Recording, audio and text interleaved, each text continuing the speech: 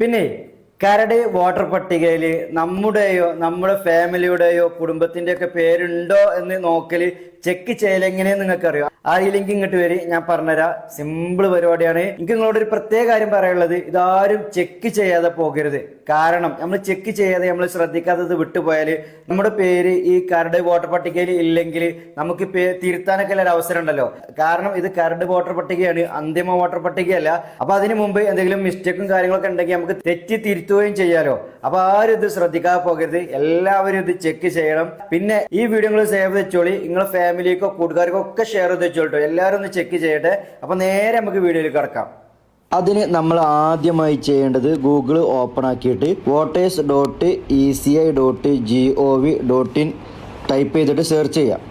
Search ചെയ്തതിന് ശേഷം ഈ ഹോം പേജിൻ്റെ ഏറ്റവും അടിയിലേക്ക് ഇങ്ങനെ സ്ക്രോൾ ചെയ്ത് പോവുക. അപ്പോൾ നമുക്ക് ഏറ്റവും അടിയിൽ ഡൗൺലോഡ് ഇലക്ടോറൽ റോൾ എന്ന് കാണുന്നുണ്ടല്ലോ, അതിൽ ക്ലിക്ക് ചെയ്യാം. ഇനി നമ്മളിവിടെ ചെയ്യേണ്ടത് ഇവിടെ സ്റ്റേറ്റ് എന്നുള്ളിടത്ത് കേരള എന്ന് കൊടുക്കുക. ഇനി അടുത്തതായി നമ്മൾ സെലക്ട് ചെയ്യേണ്ടത് ഇയർ ഓഫ് റിവിഷൻ ആണ്. അതിൽ 2026 നമ്മൾ സെലക്ട് ചെയ്യേണ്ടത്. റോൾ ടൈപ്പിൽ സെലക്ട് ചെയ്യേണ്ടത് SIR ഡ്രാഫ്റ്റ് റോൾ 2026 ടൈപ്പ് ചെയ്യേണ്ടത്. പിന്നെ ഡിസ്ട്രിക്റ്റിൽ നമ്മൾ ഏതാണോ ജില്ല അത് സെലക്ട് ചെയ്യുക. ഞാൻ ഉദാഹരണത്തിന് മലപ്പുറം എന്ന് കൊടുക്കുകയാണ്. ഇനി നമ്മൾ അടുത്തത് അസംബ്ലിയാണ് കൊടുക്കേണ്ടത്. ഇനി അടുത്തത് നമ്മളോട് ചോദിക്കുന്നത് ലാംഗ്വേജ്, അത് ഓട്ടോമാറ്റിക് മലയാളം തന്നെ വന്നിട്ടുണ്ട്, ആ മലയാളം കൊടുക്കുക. ഇനി നമ്മൾ ചെയ്യേണ്ടത് ഇങ്ങനെ അടിയിലേക്ക് പോവുക. അടിയിലേക്ക് പോയിട്ട് നമ്മൾ ബൂത്ത് പാർട്ട് നമ്പർ, അതിൻ്റെ പാർട്ട് നെയിം, അതായത് ബൂത്ത് നമ്പറും ബൂത്ത് നെയിമും സെലക്ട് ചെയ്യണം. നമ്മൾ ഒന്നാം ബൂത്ത് ആണെങ്കിൽ നമ്മൾ ഒന്നാം ബൂത്ത് സെലക്ട് ചെയ്യുക, രണ്ടാം ബൂത്ത് ആണെങ്കിൽ രണ്ടാം ബൂത്ത് സെലക്ട് ചെയ്യുക.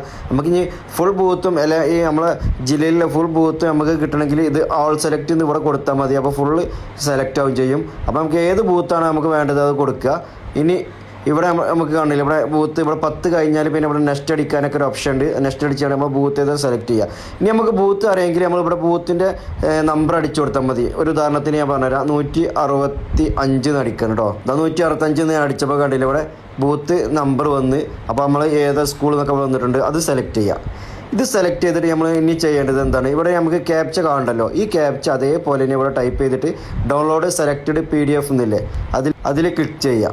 ഡൗൺലോഡിൽ ക്ലിക്ക് ചെയ്തിട്ടുണ്ട്. അപ്പോൾ കണ്ടേ സ്റ്റാറ്റസ് പ്രോഗ്രസ് എന്ന് ഇവിടെ കാണാൻ കഴിയും. ഡൗൺലോഡ് സെലക്റ്റഡ് PDF എന്ന് കൊടുക്കുമ്പോൾ നമുക്ക് ഇവിടെ ഡൗൺലോഡ് ചെയ്യാൻ കഴിയുന്നതാണ്. ഇവിടെ വന്നിട്ടുണ്ടാവും. ഡൗൺലോഡ് ചെയ്ത ഫയൽ ഇവിടെ സേവ് ചെയ്യുക. സേവ് ചെയ്തതിന് ശേഷം നമ്മൾ ഓപ്പൺ ആക്കുക. ഡൗൺലോഡ് ചെയ്തത് ഓപ്പൺ ആയിട്ടുണ്ട്. അപ്പോൾ നമുക്ക് ഇങ്ങനെ അടിയിലേക്ക് ഇങ്ങനെ സ്ക്രോൾ ചെയ്യുമ്പോൾ ഏറ്റവും മുകളിൽ ഇങ്ങനെ നമുക്ക് കാണാം പ്രസിദ്ധീകരിച്ച തീയതി, അതായത് 23/12/2025, അതായത് ഇന്നാണ് പ്രസിദ്ധീകരിച്ചത്.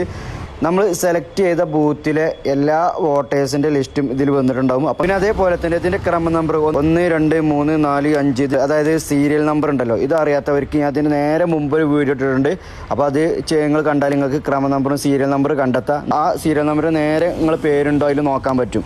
പിന്നെ ഒരു പ്രധാന കാര്യം പറയാനുള്ളത്, ഇത് കരട് വോട്ടർ പട്ടികയാണ്. അന്തിമ വോട്ടർ പട്ടിക വരാൻ ഇനിയും ദിവസങ്ങളുണ്ട്. എല്ലാവരും ഇത് ചെക്ക് ചെയ്യുക. നമ്മൾ പേരുണ്ടെന്ന് ഉറപ്പ് വരുത്തുക. നമ്മളത് മാത്രമല്ല, നമ്മളെ കൂട്ടുകാരുടെയും ഫാമിലിയുടെ ഒക്കെ പേരുണ്ടെന്ന് ഉറപ്പ് വരുത്തുക.